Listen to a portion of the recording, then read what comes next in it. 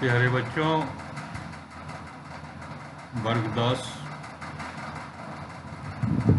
सोचे थे कि वाक्य से संबंधित कुछ पढ़ाएंगे, वीडियो बनाएंगे। दिनेश ने भी कहा था, लेकिन यहाँ तो व्याकरण का किताबें नहीं है हमारे पास, और वैसे भी व्याकरण लैपटॉप के सामने नहीं पढ़ाया जा सकता मेरे हिसाब से। कुर्सी पर बैठकर लैपटॉप सामने रख करके व्याकरण के लिए ब्लैक बोर्ड होना जरूरी है, क्योंकि समझ में नहीं आएगा। मात्र डिफिनीशन दे देने से या पीडीएफ में भेज देने से काम नहीं चलने वाला। वैसे हमने पढ़ाया है, अब 10th बी में वो खत्म हुआ कि नहीं हुआ ये क्लियर नहीं हुआ था। मैंने मैसेज के लिए बोला, लेकिन लड़के ने कुछ नहीं रिप्लाई दिया। 10A में 10B में तो ये क्लियर हो गया। खैर, स्कूल खुलने का इंतजार, व्याकरण पढ़ाएंगे हम। तो अभी सोच रहा था क्या पढ़ाया जाए, तो कृतिका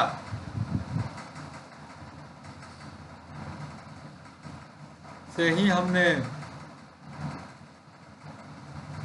पढ़ाने को सोचा।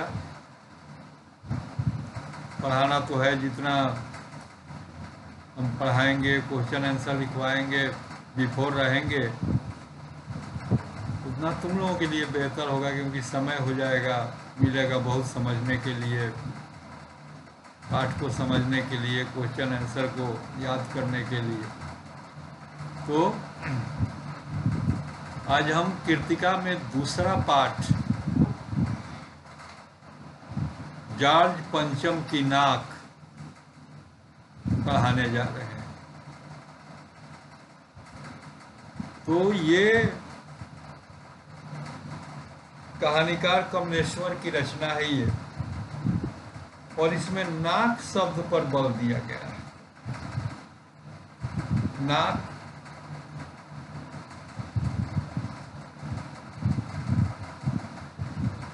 प्रतिष्ठा, सम्मान, इज्जत का प्रतीक माना जाता है। नाक कटना, बेइज्जत होना, प्रतिष्ठा विहीन होना। कई मुहावरे नाक से संबंधित, आंख से संबंधित हिंदी में प्रचलित है। तो ये कहानी उन लोगों पर करारा व्यंग है, करारा प्रहार है, जो गुलाम भारत के नागरिक थे।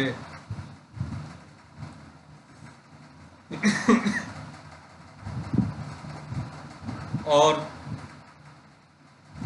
गुलामी में जीवन जीने के बाद भी अंग्रेजों की जयकारी लगाते थे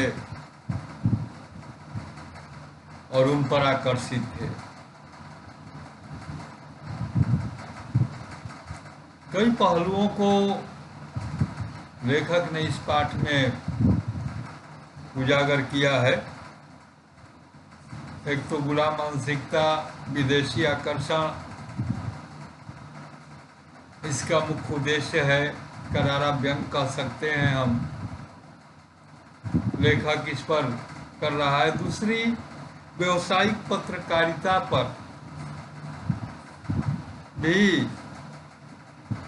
के विरुद्ध आवाज उठाया है। अब व्यावसायिक पत्रकारिता का मतलब होता है कि ये पत्रकार जो लोग होते हैं, देश दुनिया का न्यूज देते हैं, समाचार देते हैं। मीडिया आज के समय में बहुत ही ताकतवर हो गई है। उस वक्त संभवतः इतनी नहीं होगी, क्योंकि आज तो मीडिया से हर कोई डरता है। पीएम सीएम हर कोई को डर लगता है, क्योंकि रातों रात किसी को स्टार बना देते हैं टीवी चैनल वाले, और रातों रात गिरा देते हैं गर्त में भी किसी को। लेकिन पत्रकारिता का अर्थ होता है कि स्वच्छ, सटीक, निर्भय होकर के समाचारों का संपादन करना, समाचार लिखना। लेकिन व्यावसायिक पत्रकारिता का मतलब हुआ कि पैसा लेकर के, पैसा के बल पर, रुपया के बल पर समाचार पत्रों को देना। तो उस पर भी आवाज उठाया है लेखक ने। तो कुल मिलाकर के ये विदेशी आक्रमण और हमारी गुलाम मानसिकता और व्यावसायिक पत्रकारिता के खिलाफ विरोध इस पाठ में नजर आता है। पाठ पर आते हैं हम। जॉर्ज पंचम की नाक। जॉर्ज पंचम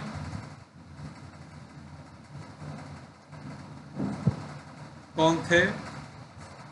ये इंग्लैंड के महाराज थे और इनकी रानी एलिजाबेथ द्वितीय जो मुख्य शासिका थी। तो इंग्लैंड के ये महाराज थे जॉर्ज पंचम, और उनके नाक की को लेकर के इस पाठ में लेखक ने व्यंग किया। लेखक लिख रहा है, यह बात उस समय की है जब इंग्लैंड की रानी एलिजाबेथ द्वितीय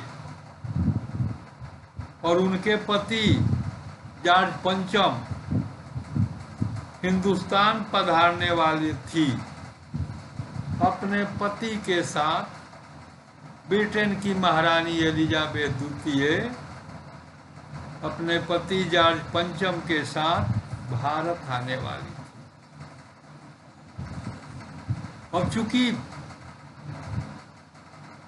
अखबारों में उनकी चर्चा हो रही थी, रोज लंदन के अखबारों से खबरें आ रही थीं कि शाही दौरे के लिए कैसी कैसी तैयारियां हो रही हैं। अब ये चूंकि हमारा देश गुलाम था अंग्रेजों का, लेखक ने जब ये रचना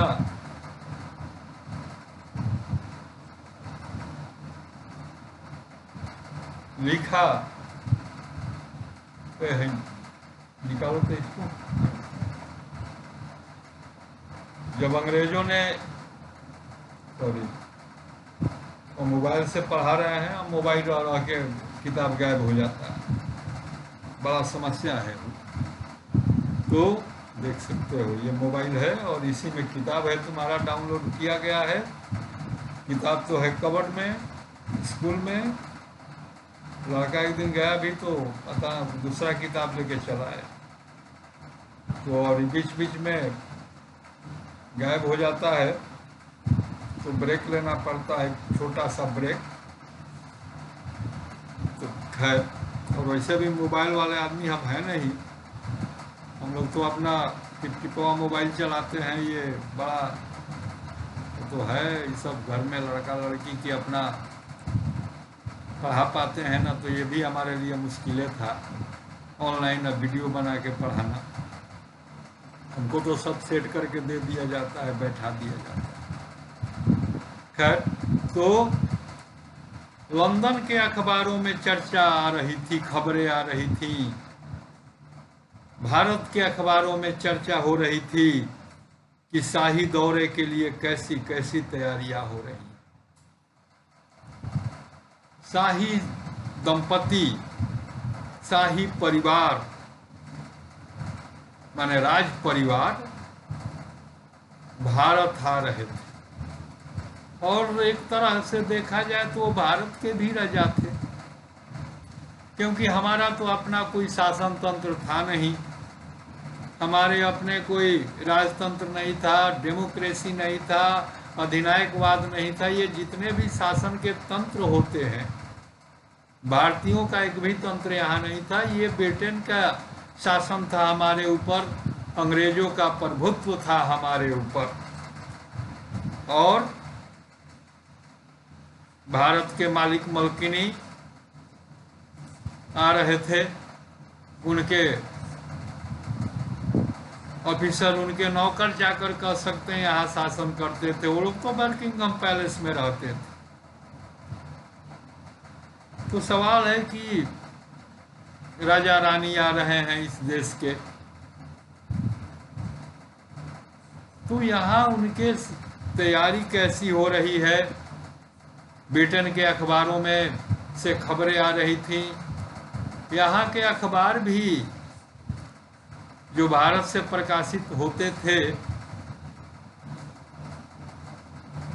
राजा रानी से संबंधित खबरें छापते थे।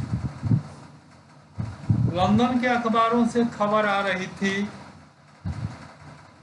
कि महाराज महारानी जाने वाले हैं, कैसे जाएंगे, क्या करेंगे, या जो उनके सेवक जो यहाँ पर शासक के रूप में थे, कर्मचारी गवर्नर के रूप में थे, वे तैयारी कर रहे थे। लेकिन भारतीय अखबारों को उनकी महिमा मंडन करने की क्या आवश्यकता।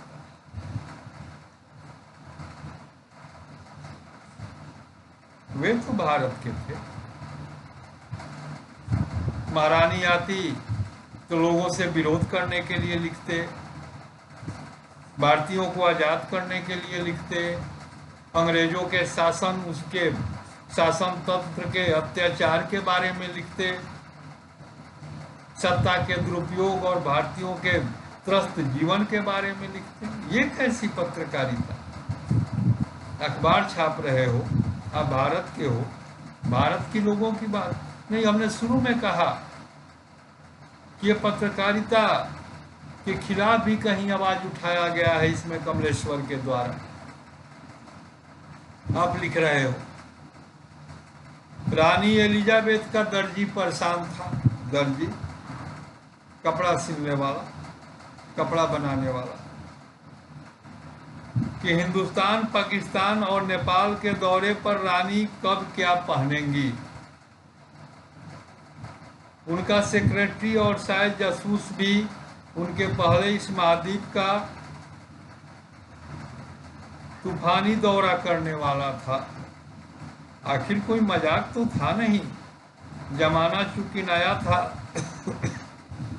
फौज फाटे के साथ निकलने के दिन बीत चुके थे, इसलिए फोटोग्राफरों की फौज तैयार हो रही।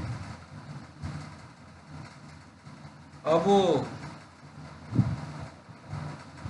महारानी आ रही थी, ब्रिटेन के अखबार, हिंदुस्तान के अखबार उनके आने, खाने, रहने, पीने, सोने की नजर खबरों से भरे थे। उनका दर्जी परेशान था कि वो भारत आएंगी, पाकिस्तान जाएंगी। हालांकि पाकिस्तान उस वक्त नहीं था, फिर भी लेखक ने लिखा है नेपाल जाएंगी। इन दौरों पर महारानी क्या पहनेंगी, राजा साहब कौन पोशाक धारण करेंगे, क्योंकि वो कोई साधारण जन तो थे नहीं, शाही दंपत्ति थे, राजा थे इंग्लैंड के और भारत के भी। तो उनका राजाओं का पहनना, ओढ़ना, खाना पीना, विशिष्ट लोग होते हैं तो विशिष्ट होता है ना। वो कोई लंगा फकीर तो थे नहीं कि कुछ भी पहन ले, कौन उनको पूछने वाला है और कौन देखने वाला। ऐसे लोग तो सड़कों पर निकलते थे उस वक्त, तो कोई उनके सामने खड़ा नहीं होता था, सारे अपना मस्तक झुका देते थे। तो परेशान था दर्जी बेचारा, कितना कपड़ा बनाया जाए, कौन डिजाइन बनाया जाए, क्योंकि महारानी क्या पहनेंगी, क्या नहीं पहनेंगी, कौन अच्छा लगेगा, नहीं अच्छा लगेगा। कहीं अच्छा नहीं लगा तो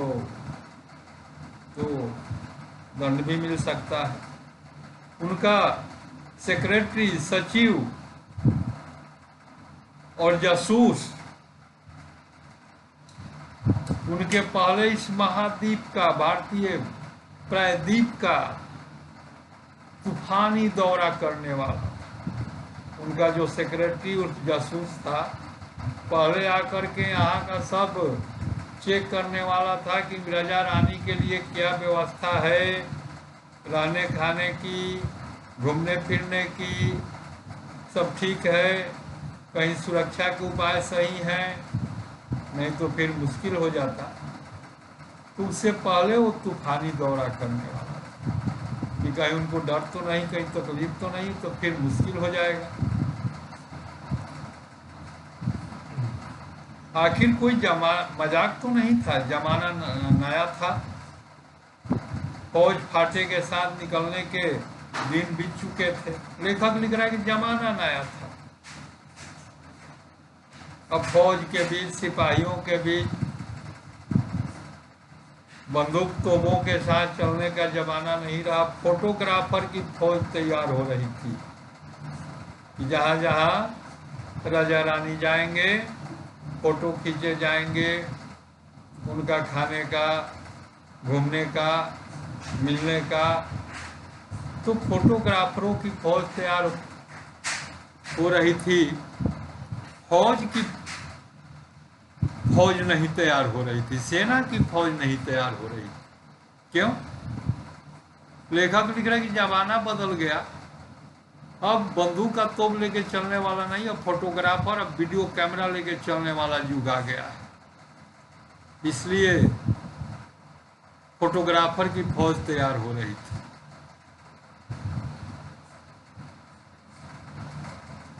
इंग्लैंड के अखबारों की कतरनें हिंदुस्तानी अखबारों में दूसरे दिन चिपकी नजर आती कि रानी ने एक ऐसा हल्के नीले रंग का सूट बनवाया है जिसका रेशमी कपड़ा हिंदुस्तान से मंगाया गया है, और करीब 400 पाउंड खर्चा उस सूट पर आया है। करारा व्यंग कमलेश्वर ने किया है। और ब्रिटेन के अखबार में खबरें निकलती थी तो उसका कतरने भारत के अखबारों में चिपकी नजर आती। ये भारतीय अखबार, हमने कहा शुरू में कि जहां इनको देश की समस्याओं को प्रमुखता देनी चाहिए थी, जहां राजा रानी के स्वागत का विरोध करना चाहिए था, उल्टे वो ब्रिटिश के अखबारों की कतरने चिपका रहे हैं, उन्हीं के खबर को अपने छाप रहे हैं पृष्ठों पर, पेजों पर। ये हमारी गुलाम मानसिकता का परिचायक है। और रानी ने एक नीले रंग का सूट बनवाया, वो मखमली सूट है, रेशमी कपड़ा से निर्मित है, और वो हिंदुस्तान से मंगाया गया है। 400 पाउंड खर्चा उस पर आया। इंग्लैंड की मुद्रा है पाउंड, जैसे हम रुपया कहते हैं अपनी मुद्रा को, तो इंग्लैंड की मुद्रा है। और महारानी ने नीला सूट बनवाया है, 400 पाउंड खर्चा आया है, बड़ा महंगा सूट है, लेकिन उसका कपड़ा हिंदुस्तान का है, रेशमी कपड़ा हिंदुस्तान से मंगाया गया है। क्योंकि हिंदुस्तान को लूट करके, शोषण करके, यहाँ के खनिज संपदा, जो प्राकृतिक संसाधन है, इसको अपने देश ले जाकर के अंग्रेज आज इतने शक्तिशाली और इतने धनवान बन गए। सवाल एलिजाबेथ के कपड़े का नहीं, सवाल भारत के रेशम का है। और सवाल रेशम का भी नहीं, भारत की प्राकृतिक संसाधन का है, जिसका दोहन ब्रिटिश हुकूमत करती थी। और हमारे ही संसाधन, हमारे ही लोगों, हमारे ही अखबार वालों, हमारे ही बंदूक वालों के बल पर वो भारत पर शासन करते थे और अपने धनवान और शक्तिशाली बन गए थे।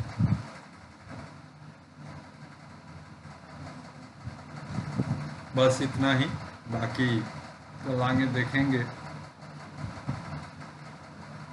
तो HW को लायक कुछ दिखाई पड़ता है?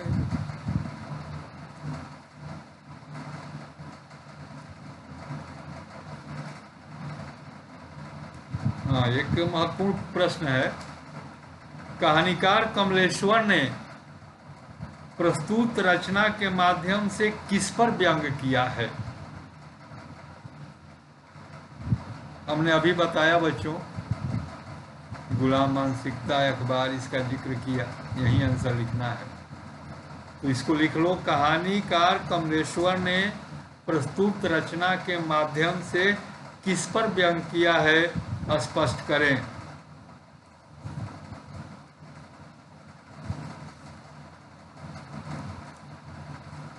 ठीक है, ओके।